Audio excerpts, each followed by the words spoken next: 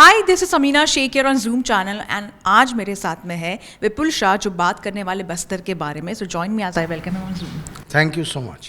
So once again you have come with a movie which is going to be spoken well about or maybe something else altogether on social media. Tell me about Bastar. Bastar is a very, very shocking true story of what happens within the area of Bastar, the Naxali violence that is so disturbing.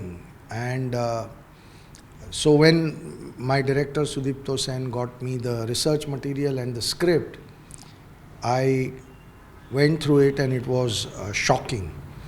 I was shaken to my bone and I decided to make the film. And then we went to Bastar, we did our research, we met various people.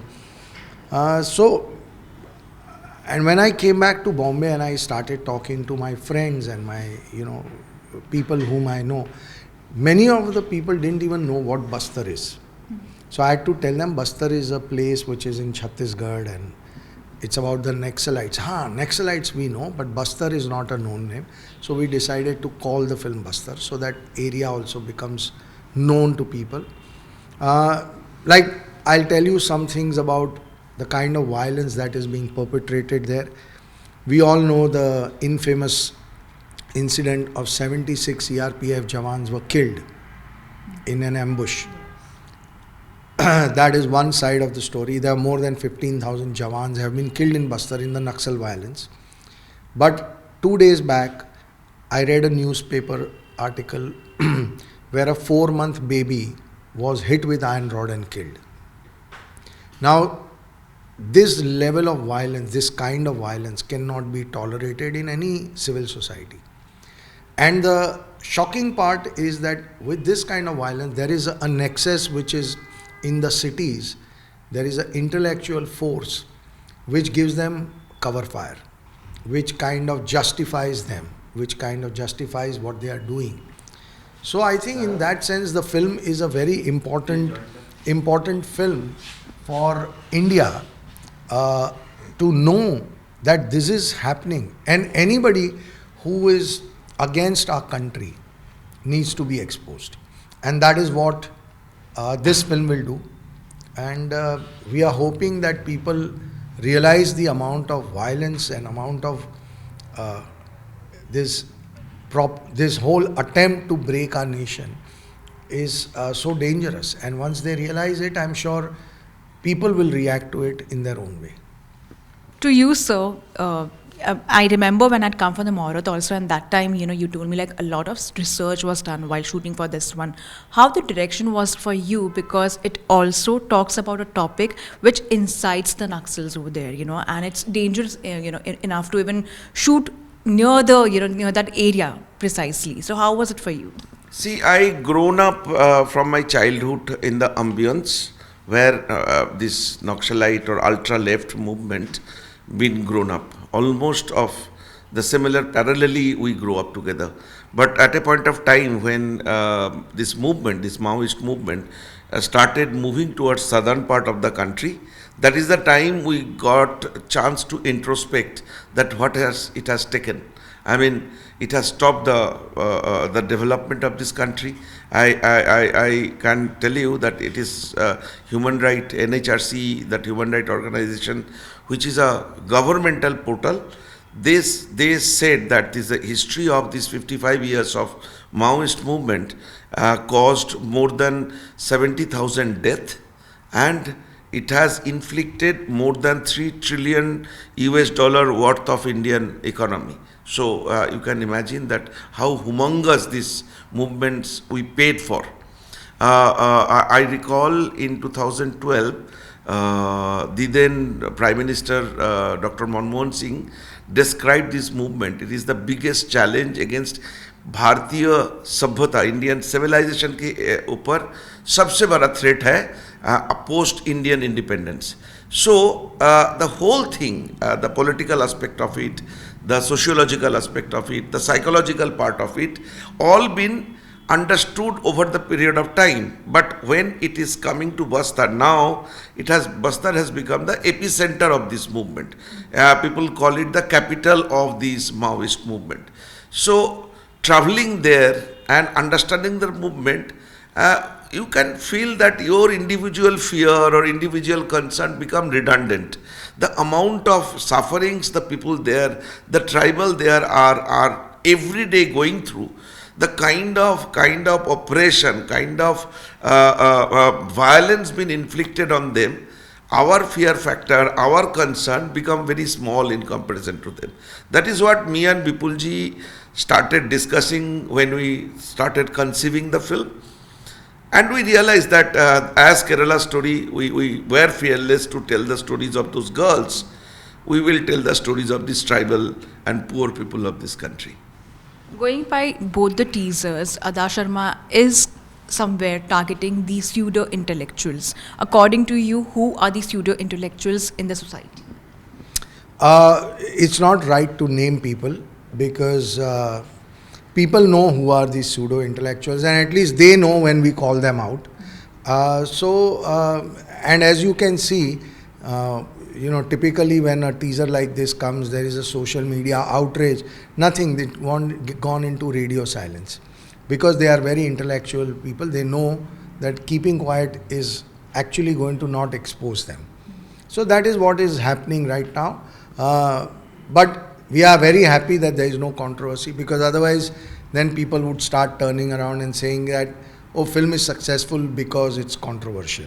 So we are happy there is no controversy, because we believe that the subject, when people will see it, the story, the way we have told it, when people will see the film, they are going to be shaken to their bones. They are going to be shocked.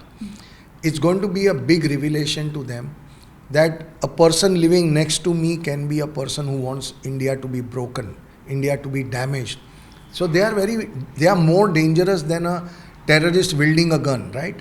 You know, he's a terrorist, he's going to shoot you. But these people are, they are part of the society, they are educated, they are very, very good at putting their thoughts across, and they disguise themselves into a very beautiful cover where they actually want to break the nation.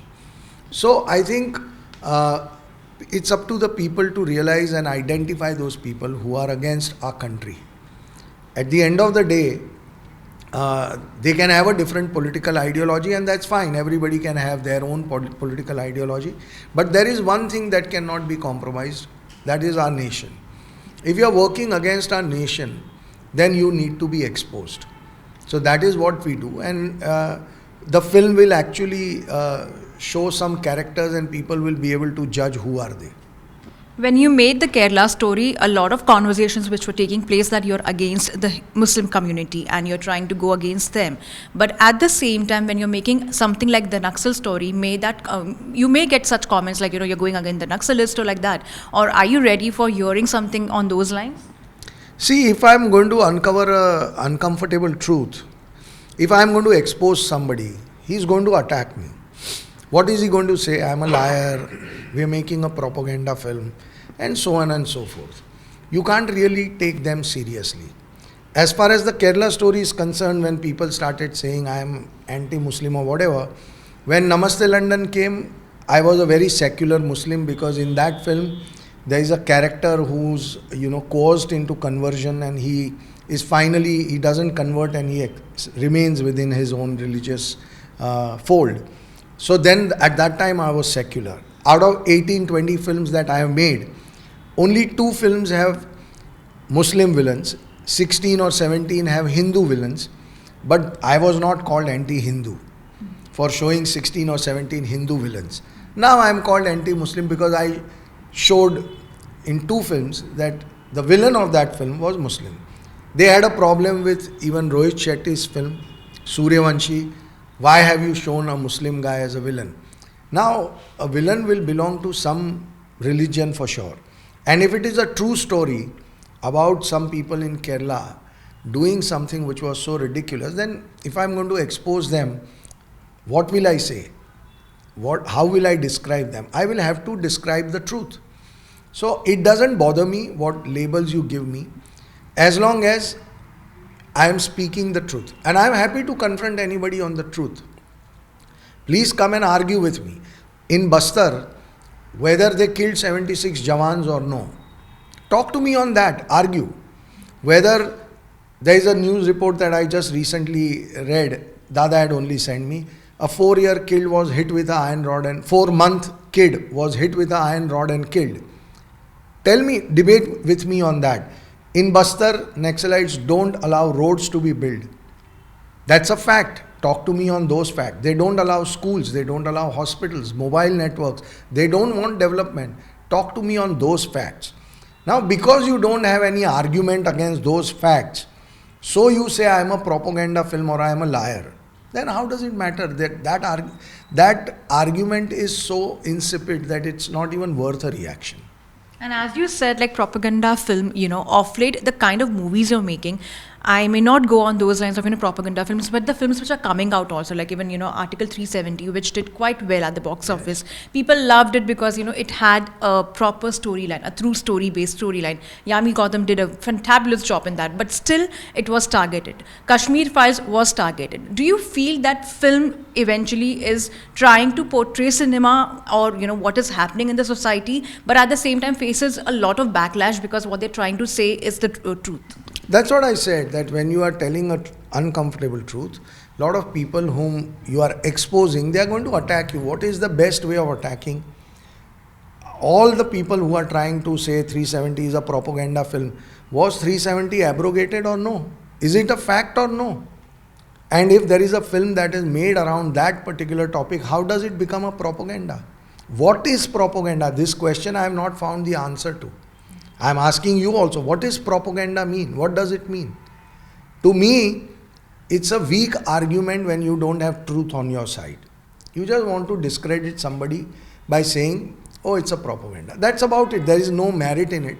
If anybody has a merit against a film, they will come out with the facts. They will come out and show you the facts.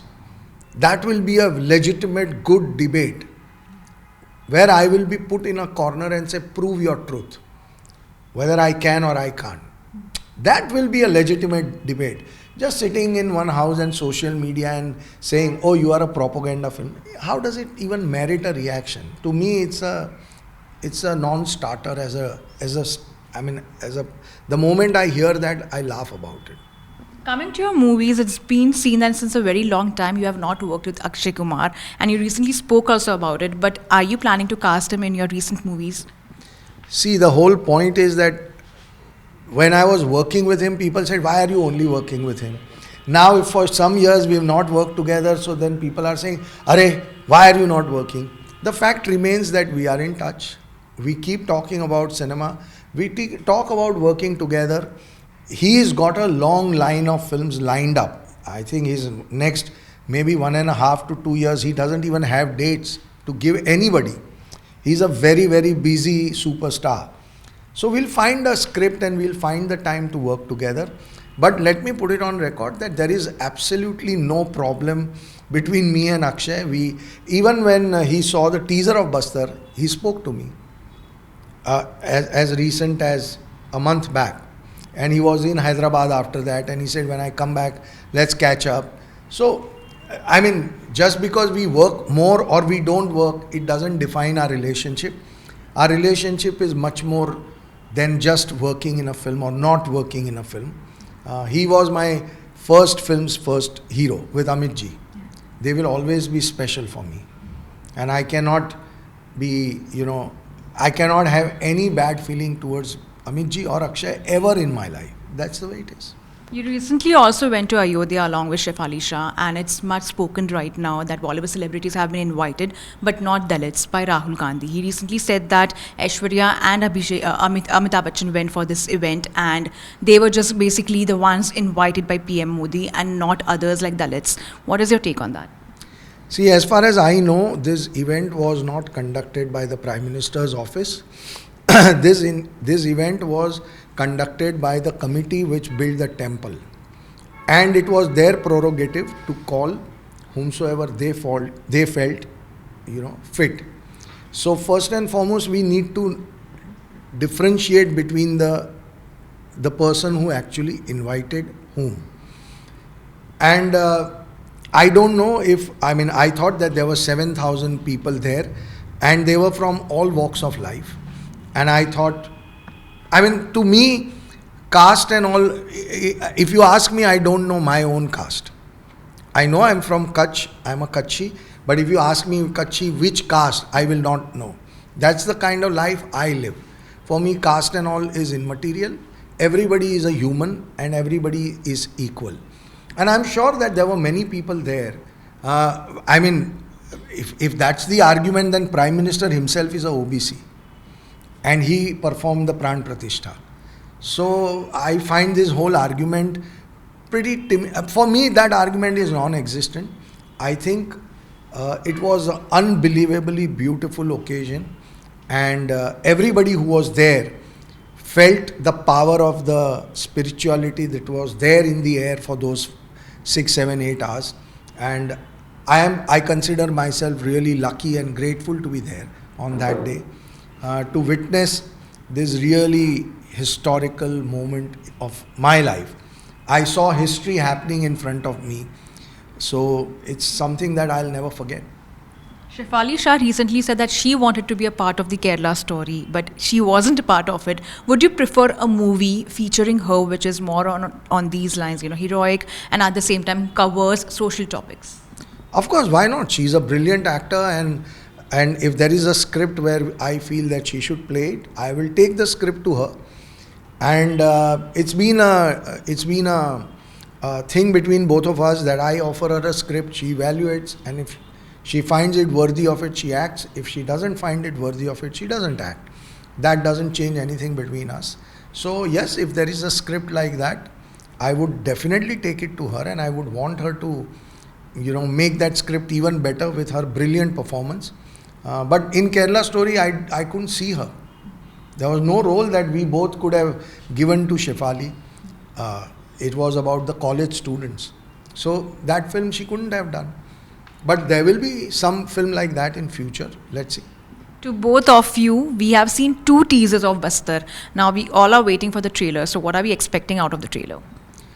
Well, trailer is going to be very, very true depiction of what the film is. If you like the trailer, you can be sure that you're going to like the film. Because we have not tried to make a sensational version of the film. It's actually the absolute true representation of the film. And we have taken a 3 months time to cut this trailer because we wanted to be absolutely true to the film. And I think we have been very, very true to the film. So if you like the trailer, then you're going to like the film. And I have to ask you too, which is about Ada's character, and when you were directing her for the role, what were your thoughts, how you wanted to portray her? Actually, it was a difficult decision for us to cast her in Kerala Story, because initially we were looking for an actor from South India. So after a lot of thought process, we casted her. But in this film, it was a very simple one-line conversation between me and Vipul Shah that Ada is that protagonist we are looking for, because the kind of versatility she has shown in that character of